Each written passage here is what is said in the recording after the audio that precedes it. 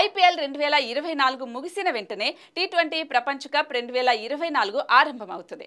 America, West Indies సంయుక్తంగా ఆతిథ్యమిస్తున్న mega tourney June 2న ఆరంభం కానుంది.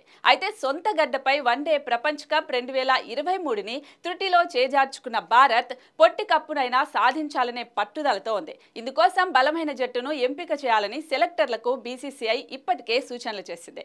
అయితే ప్రపంచ కప్కు ముందు బీసీసీఐ ఒక కీలక నిర్ణయం తీసుకోనుందని తెలుస్తోంది. ఎలాగైనా భారత జట్టులో టీమిండియా మాజీ కెప్టెన్ ఎంఎస్ ధోనీని భాగం చేయాలని బీసీసీఐ తీవ్రంగా ప్రయత్నిస్తోందని తెలుస్తోంది. టీ20 ప్రపంచ కప్ 2024లో భారత జట్టు మెంటర్గా ధోనీకి బాధ్యతలు అప్పగించాలని చూస్తోందట.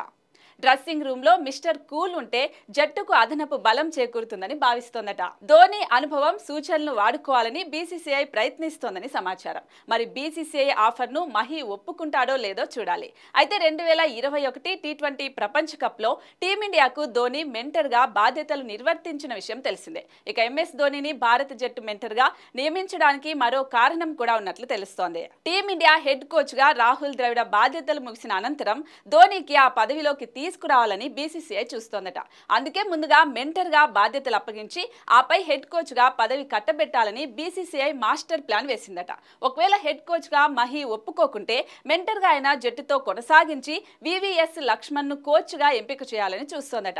మొత్తానికి ఏదో ఒక పదవిచ్చి ధోనీ భారత జట్టులో ఉండేలా బీసీసీఐ ప్లాన్ చేస్తున్నట్లు తెలుస్తోంది.